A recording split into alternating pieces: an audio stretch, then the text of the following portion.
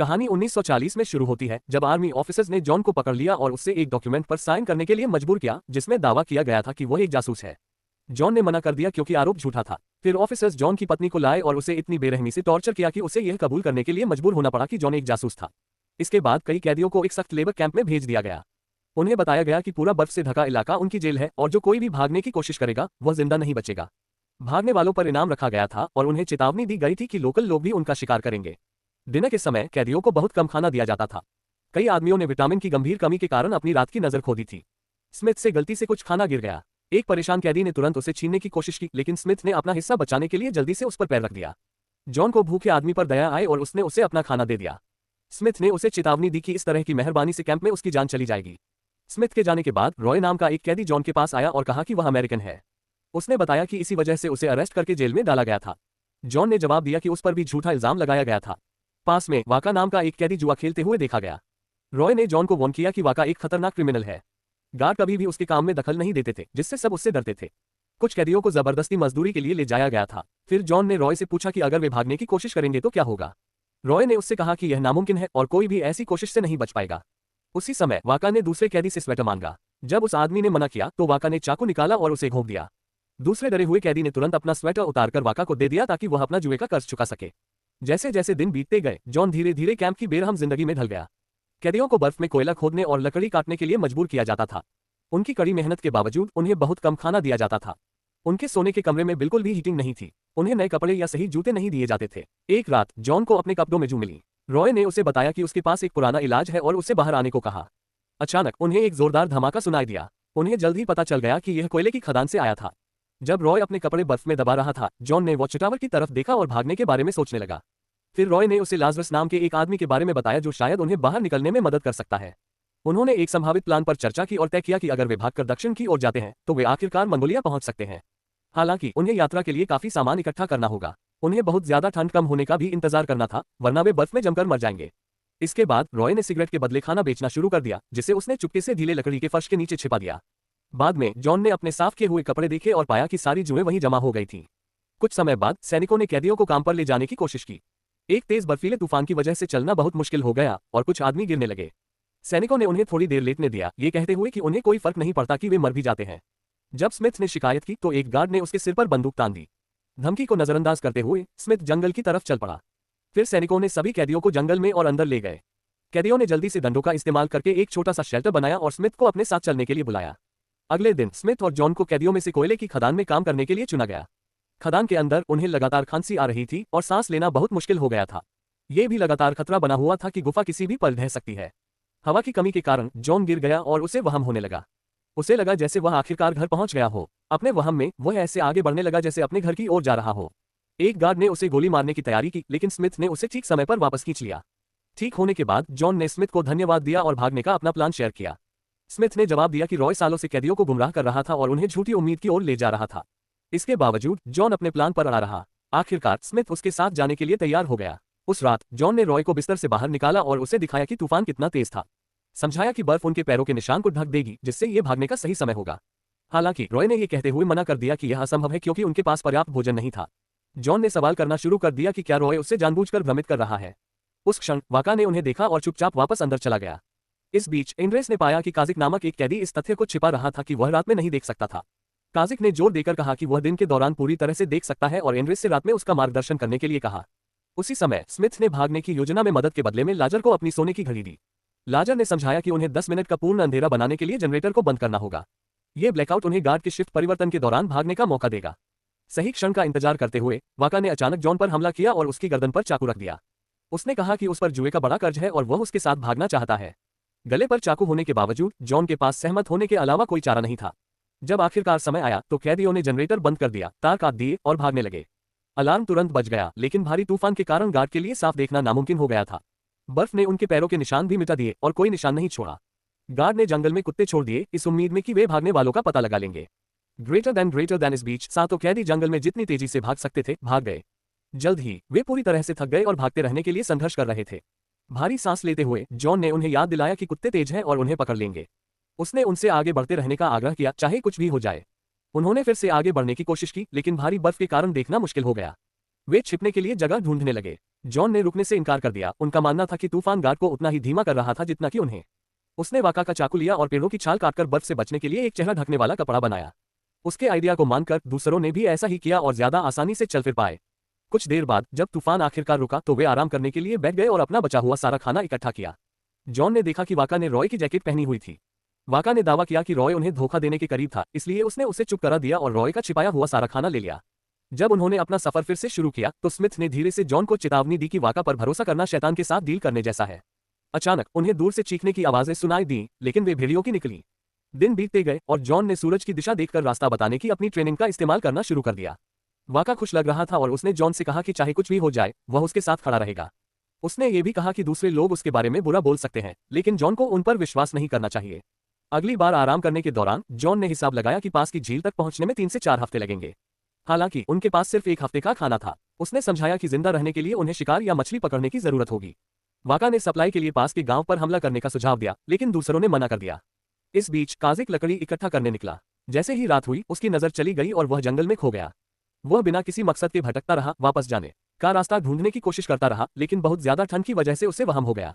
उसने अपने पुराने टीचर और यहाँ तक कि किसी दूर के शहर को देखने की कल्पना की। उसे लगा कि वह सुरक्षित पहुंच गया है। जब दूसरे लोग उसे ढूंढने गए तो वे काजिक को कैंप से कुछ ही मीटर की दूरी पर ठंड से मरा हुआ देखकर बहुत दुखी हुए। उन्होंने उसे दफना दिया और उसकी आत्मा के लिए प्रार्थना की। हालांकि वाका ने रूखेपन से कहा कि एक आदमी कम होने से उनका खाना ज्यादा चलेगा। कई हफ्तों के बाद रूप को खाने की बहुत ज्यादा जरूरत हो गई। उन्होंने जिंदा रहने के लिए जमीन से कीड़े और घोंसलों से अंडे इकट्ठा करना शुरू कर दिया। उनके शरीर इतने कमजोर हो गए कि चलना भी मुश्किल हो गया। आखिरकार उन्होंने एक गुफा में शरण ली। इस स्थिति से निपटने के लिए थॉमस ने खुद को मानसिक रूप से स्थिर रखने के लिए दीवारों पर ड्राइंग बनाना शुरू कर दिया। एक रात वाका ने जॉन से पूछा कि उसे क्या लगता है कि पहले कौन मरेगा। उसकी आवाज से लग रहा था कि वह जिंदा रहने के लिए उनमें से किसी एक को खाने के बारे में भी सोच सकता है। अचानक उन्होंने एक आवाज सुनी और देखा कि भेड़िए एक मरे हुए जानवर को खा रहे हैं। आदमी चिल्लाते और लाठियां लहराते हुए तब तक आगे बढ़े जब तक भेड़िए भाग नहीं गए। भूख से बेहाल होकर वे जानवरों की तरह लाश खाने लगे। हर चीज से परेशान जॉन ने अकेले ही झील ढूंढने का फैसला किया। उसने दूसरों से कहा कि अगर वह 1 हफ्ते में वापस नहीं आया तो वे उसके बिना ही आगे बढ़ें। लंबे सफर के बाद खराब मौसम और थकान से जूझते हुए जॉन को फिर से उलझन होने लगी। हालांकि कुछ दिनों बाद वह ग्रुप में वापस आया और उन्हें बताया कि उसे झील मिल गई है। थोड़ा आराम करने के बाद वे सब एक साथ झील की ओर निकल पड़े। 3 दिन चलने के बाद वे आखिरकार वहां पहुंच गए। खुद को फ्रेश करने के बाद उन्होंने बॉर्डर की ओर अपना सफर जारी रखा। जैसे ही वे जंगल पार कर रहे थे उन्हें लगने लगा कि कोई उनका पीछा कर रहा है। उन्होंने ध्यान से एक जाल बिछाया और उस आदमी को घेरने में कामयाब रहे। वाका हमला करने ही वाला था, लेकिन जॉन ने उसे ठीक समय पर रोक दिया। वह अजनबी इरिना नाम की एक पोलिश लड़की निकली। उनकी तरह वह भी भाग रही थी और खाने और सुरक्षा की तलाश में उनका पीछा कर रही थी। जॉन उसे अपने साथ आने देना चाहता था, लेकिन दूसरों ने मना कर दिया। उनका कहना था कि उनके पास पहले से ही बहुत कम खाना है और उन्हें लगा कि वह उन्हें धीमा कर देगी। कुछ देर बाद उन्हें कीचड़ में फंसा एक जानवर मिला और उन्होंने उसे खाने की तरह इस्तेमाल किया। इस बीच एंड्रेस ने अपने पीछे कुछ देखा और ग्रुप से अलग हो गया। उस शाम बाद में उसे इरिना फिर से मिली और वह स्मिथ के साथ लौट आया। अगली सुबह उन्होंने एक मिक्सचर बनाया और उसे साबुन की तरह अपने कपड़े धोने के लिए इस्तेमाल किया। उन्होंने ठीक से शेव भी किया। हालांकि वाका ने उनकी मदद करने से मना कर दिया और खुद ही शेव करने का फैसला किया। थोड़ी देर बाद उन्हें पता चला कि झील का एक हिस्सा जम गया था। बर्फ म्यूजिक पतली और खतरनाक लग रही थी। खतरे के बावजूद इरिना उसे पार करके दूसरी तरफ पहुंच गई। ये देखकर बाकी लोग उसके पीछे हो लिए। वे कई बार फिसले, लेकिन आखिरकार सुरक्षित पार करने में कामयाब रहे। म्यूजिक जैसे ही वे फिर से जंगल से गुजरे, स्मिथ ने इरिना से उसके अतीत के बारे में पूछा। उसने उसे बताया कि रूसी सैनिकों ने उसके माता पिता को मार डाला था। हालांकि म्यूजिक स्मिथ को लगा कि उसकी कहानी में कुछ ठीक नहीं है। उसके बोलने के तरीके से उसे पता चल गया कि वह असल में जर्मन इलाके से है। उसने तुरंत उसका सामना न करने का फैसला किया, लेकिन उससे वादा करने को कहा कि वह दोबारा झूठ नहीं बोलेगी। कुछ देर बाद उन्हें दूर एक शहर दिखा। उन्होंने खाना इकट्ठा करने के लिए चुपके से अंदर जाने का सोचा, लेकिन पकड़े जाने का खतरा बहुत ज्यादा था। अगर जेल अधिकारियों को उनके रास्ते का पता चल गया तो उनका पीछा किया जाएगा। वे ये खतरा नहीं उठाना चाहते थे, इसलिए उन्होंने जंगल के रास्ते शहर के चारों ओर जाने का फैसला किया। शाम को उन्होंने देखा कि वाका गायब है। उन्हें शक होने लगा कि उसने उन्हें धोखा दिया है। तभी वाका वापस आ गया। स्मिथ ने गुस्से में उस पर हमला किया और उस पर उन्हें छोड़ने का आरोप लगाया। फिर वाका ने अपना बैग खोला और उन्हें मरे हुए जानवर दिखाए। उसने बताया कि उसने जिंदा रहने के लिए एक कुत्ते को भी मार डाला था। उसने शराब की एक चोरी की बोतल भी निकाली और कहा कि यह उसका जन्मदिन है, ये कहते हुए कि वे जश्न मनाएं। खाने के दौरान वाका ने एक लोकगीत गाना शुरू किया और इरिना भी उसके साथ शामिल हो गई। इससे वाका को एहसास हुआ कि उसने भी सड़कों पर एक मुश्किल जिंदगी जी है। उस पल सबको समझ आ गया कि इरिना सच नहीं बोल रही थी। आखिर में इरिना ने अपनी असली कहानी बताई। उसने कहा कि उसके माता पिता दोनों जासूस थे। कुछ साल पहले उन्हें गिरफ्तार कर लिया गया था और उसे और उसके भाई को एक अनाथालय भेज दिया गया था। जब उसके भाई की वहां मौत हो गई तो उसने भागने का फैसला किया। अगले दिन ग्रुप ने अपना सफर जारी रखा। रास्ते में वे अनगिनत मच्छरों से भरी एक जगह में घुस गए। कीड़े इतने ज्यादा थे कि उनके चेहरे पीले पड़ गए। जब उन्होंने कुछ लोकल लोगों को गुजरते देखा तो उन्होंने देखा कि मच्छर उन्हें परेशान नहीं कर रहे थे। पकड़े जाने के डर से ग्रुप ने जल्दी से खुद को छिपा लिया, लेकिन जोरन बाहर गया और उस आदमी से इससे बचने का राज पूछा। उस आदमी ने उसे एक नेकलेस दिया जो कीड़ों को दूर रख सकता था। उसके बाद हर कोई ज्यादा शांति से अपना सफर जारी रख सका। जैसे जैसे दिन बीतते गए, इरीना ने ग्रुप के हर सदस्य से बात की और उनकी कहानियां जानी। एंड्रेस कभी एक पादरी था, थॉमस एक पेस्ट्री शेफ था जो एक्टर बनने का सपना देखता था। जोरन एक अकाउंटेंट था जिसने गलती से एक सरकारी बिल्डिंग की फोटो खींच ली थी और जासूसी के शक में उसे गिरफ्तार कर लिया गया था। स्मिथ एक इंजीनियर था जो काम के लिए रूस आया था, लेकिन उसके अरेस्ट के बाद उसके बेटे को गोली मार दी गई। अगली बार आराम करते समय एरिना ने स्मिथ के पैरों के जख्मों को साफ करने के लिए अपनी स्कर्ट के कपड़े का एक टुकड़ा इस्तेमाल किया। जल्द ही वे कुछ रेलवे ट्रैक पर पहुंच गए। जॉन ने हिसाब लगाया कि बॉर्डर तक पहुंचने में लगभग 4 दिन लगेंगे क्योंकि वह इलाका किसानों और गाद से भरा हुआ था। उसने समझाया कि उन्हें ध्यान से और रात होने से पहले पार करना होगा। जब वे इंतजार कर रहे थे, जॉन ने अपने ताबीज को देखा। वाका ने उसका मजाक उड़ाया, जिससे उनके बीच अचानक लड़ाई हो गई। दूसरों ने जल्दी से बीच बचाव किया और उन्हें अलग किया। कुछ घंटों बाद वे आखिरकार मंगोलिया में बॉर्डर पार करने में कामयाब रहे। सभी को राहत और खुशी महसूस हुई। हालांकि वाका रूस में ही रुक जाएगा। उसने और जॉन ने अपने अपने रास्ते जाने से पहले आखिरी बार हाथ मिलाया। बाकी ग्रुप ने रेगिस्तान से होते हुए एक शहर की ओर अपना सफर जारी रखा। पहले तो उन्हें उम्मीद थी, लेकिन उनका मूड तब बदल गया जब उन्होंने एक साइन देखा जिसमें लिखा था कि मंगोलिया अब रूस के कंट्रोल में है।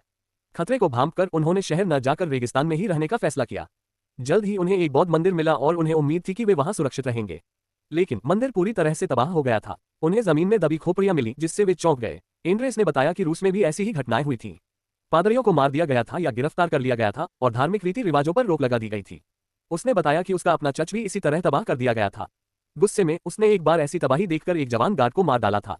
ग्रुप ने अपने अगले कदम पर बात की और यह नतीजा निकाला कि एकमात्र सुरक्षित जगह भारत है। वहां पहुंचने के लिए उन्हें चीन से होकर जाना होगा। अगले कुछ हफ्तों तक वे तपती धूप में रेगिस्तान में चलते रहे। एक दिन अचानक उन्हें घुड़सवारों के एक ग्रुप ने घेर लिया। सवारों ने खुद को तिब्बत की ओर जा रहे अमेरिकी बताया। खुशकिस्मती से उन्होंने ग्रुप की कहानी पर यकीन कर लिया और बिना किसी को नुकसान पहुंचाए वहां से चले गए। थोड़ी देर बाद एक जवान सवार पानी लेकर लौटा जिसे दूसरों ने उनकी मदद के लिए भेजा था।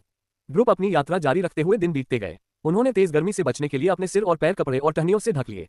उन्होंने पानी का इस्तेमाल ध्यान से किया, लेकिन आखिरकार वह खत्म हो गया। एक जगह स्मिथ को दूर पेड़ दिखे। जॉन को लगा कि यह एक वहम है और उसने सभी को पानी पीते रहने को कहा। दक्षिण की ओर बढ़ते हुए स्मिथ परेशान हो गया, लेकिन दूसरों ने उसका साथ दिया और उसकी दिशा में चलने का फैसला किया। आगे चलने के बाद उन्होंने ऊपर एक पक्षी को उड़ते हुए देखा, जिससे ये साबित हो गया कि स्मिथ सही था। उम्मीद से भरे हुए वे जितनी तेजी से हो सके आगे भागे। आखिर में उन्हें एक कुआं मिला जिससे उन्हें बहुत जरूरी राहत मिली। उन्होंने खूब पानी पिया और रात के लिए वहां कैंप लगाया। सुबह उन्होंने जितनी हो सके उतनी बोतलें और कंटेनर भरे और दक्षिण की ओर बढ़ते रहे। कुछ दिनों बाद वे एक रेतीले तूफान में फंस गए और सब लोग घबराकर पास की एक खाई की ओर भागे। तूफान के गुजरने तक उन्होंने वहां शरण ली। किस्मत से वे सब बच गए, लेकिन उनका जमा किया हुआ सारा पानी खत्म हो गया। अगले दिनों में एरिना और थॉमस बहुत बीमार पड़ गए। स्मिथ ने उन्हें कुएं पर वापस जाने का सुझाव देना शुरू किया, लेकिन जॉन ने पूछा कि वे वापस जाने की सही दिशा कैसे ढूंढेंगे। उनका सफर जारी रहा और उन्होंने अपनी प्यास बुझाने के लिए पत्थर चूसना शुरू कर दिया। अचानक एरिना गिर पड़ी और दूसरों ने देखा कि उसके पैर बुरी तरह सूज गए थे। उसने कहा कि वह उन पर बोझ नहीं बनना चाहती, लेकिन ग्रुप ने उसे छोड़ने से मना कर दिया और दया दिखाई। वे चलते रहे और थोड़ी देर बाद एरिना फिर से गिर गई। फिर भी उसने रुकने या आराम करने से मना कर दिया। फिर एंड्रेस ने उसे अपनी पीठ पर उठाया और चलता रहा। कुछ घंटों के बाद एरिना ने एंड्रेस से उसे नीचे उतारने के लिए कहा। उसने आखिरी बार सबको देखा और फिर वह चल बसी। उन्होंने उसे रेत में दफना दिया और उसकी आत्मा के लिए प्रार्थना की। ग्रुप ने एक बार फिर अपना सफर जारी रखा। हर गुजरते दिन के साथ उनके पैरों के जख्म और बुरे होते गए। हौसला बनाए रखने के लिए थॉमस ने सबके पोर्ट्रेट बनाने शुरू कर दिए। उसने मुस्कुराते हुए एरिना की एक आखिरी खूबसूरत पेंटिंग बनाई, लेकिन यह उसका आखिरी काम बन गया क्योंकि कुछ ही देर बाद उसकी मौत हो गई। उसे दफनाने के बाद बाकी ग्रुप आगे बढ़ गया। कुछ दिनों बाद जॉन ने दूर पहाड़ियों की ओर देखा और सुझाव दिया कि वे पानी की तलाश में वहां जाएं, लेकिन स्मिथ इतना कमजोर था कि वह मुश्किल से हिल पा रहा था और उसने पीछे रहने के लिए कहा। जॉन ने जोरन और एंड्रेस को आगे भेज दिया जबकि वह गिरे हुए स्मिथ के साथ पीछे रह गया। शाम तक जॉन स्मिथ को ग्रुप के कैंप में वापस खींचने में कामयाब रहा। बदकिस्मती से उन्हें अभी भी पानी नहीं मिला था। अगली सुबह जोरन उठा तो उसे अपने पैरों के बीच कुछ हिलता हुआ महसूस हुआ। उसे एक सांप दिखा और उसने उसे भगा दिया। आखिर में उसे पानी का एक छोटा सा गड्ढा मिला। आदमियों ने तुरंत पानी पिया और स्मिथ को भी पानी दिया, जो हिल नहीं पा रहा था। उन्होंने सांप को मार दिया और उसे खाना बनाया। खाते समय एंड्रेस का थकावट के कारण एक दांत टूट गया। उस रात स्मिथ ने जॉन से उसे पीछे छोड़ने की गुजारिश की, लेकिन जॉन ने मना कर दिया और कहा कि जब तक वह जिंदा है वे उसे नहीं छोड़ेंगे। बातचीत के दौरान जॉन ने बताया कि उसकी बस एक ही इच्छा है कि वह अपनी पत्नी को फिर से देख सके। उसने बताया कि सैनिकों ने उसे कितनी बेरहमी से टॉर्चर किया था। उसकी बातों ने स्मिथ पर बहुत असर डाला। अगले दिन स्मिथ ने आगे बढ़ने के लिए काफी हिम्मत जुटाई। इसके तुरंत बाद उन्हें एक नदी मिली जिसने उन्हें नई उम्मीद और एनर्जी दी। नई ताकत के साथ वे पहाड़ियों की ओर बढ़े और आखिरकार चीन की महान दीवार पार कर ली। उसके बाद वे आखिरकार हिमालय के पहाड़ों पर पहुंच गए। बर्फ से ढकी पहाड़ियों में उन्हें एक छोटा सा साइन मिला जो बता रहा था कि वे तिब्बत में आ गए हैं। इसके तुरंत बाद वे एक साधु से मिले जिसने उन्हें बताया कि भारत बंद है और उन्हें पास के एक बौद्ध मठ में ले गया। काफी समय बाद उन्हें आखिरकार सही खाना और पोषण मिला। साधु ने उन्हें सलाह दी कि अगर वे भारत पहुंचना चाहते हैं तो उन्हें कड़ाके की सर्दी बीतने तक इंतजार करना चाहिए क्योंकि बर्फीले तूफान में बचना लगभग नामुमकिन होगा। सोने से पहले जॉन ने कहा कि उन्हें तुरंत निकल जाना चाहिए और वे भारत में ज्यादा सुरक्षित रहेंगे। लेकिन बाकी लोग साधुओं से सहमत हो गए और कुछ समय के लिए वहीं रुकने का फैसला किया। उस रात उन्होंने अपने भविष्य के बारे में बात की। एंड्रेस ने जर्मनी और रूस के खिलाफ लड़ाई में शामिल होने की इच्छा जताई। जोरन थॉमस की तस्वीरें अखबारों में छपवाना चाहता था ताकि दुनिया उन्हें देख सके। वह खुद चाहता था कि उनकी कहानी हर जगह बताई जाए। जॉन पोलैंड वापस नहीं जा पा रहा था, बस आगे बढ़ते रहना चाहता था। इस बीच स्मिथ ने अमेरिका लौटने का प्लान बनाया और कहा कि वह चीन से होकर जाएगा। अगली सुबह जॉन ने अकेले ही सफर जारी रखने का फैसला किया। जब जोरन और एंड्रेस ने ये देखा तो उन्होंने स्मिथ को आखिरी अलविदा कहा और जॉन के पीछे हो लिए। कुछ समय बाद वे तीनों आखिरकार भारत पहुंच गए। वहां के लोगों ने उनका स्वागत किया, उन्हें प्यार और सपोर्ट दिया। अगले 50 सालों तक जॉन के पास लौटने के लिए कोई जगह नहीं थी। आखिरकार पोलैंड फिर से आजाद हो गया। जॉन अपने पुराने घर वापस गया और एक छिपी हुई चाबी से दरवाजा खोला। जैसे ही उसने अंदर कदम रखा वह इमोशनल हो गया क्योंकि उसकी पत्नी अभी भी उसका इंतजार कर रही थी। और यही इस खूबसूरत कहानी का अंत है।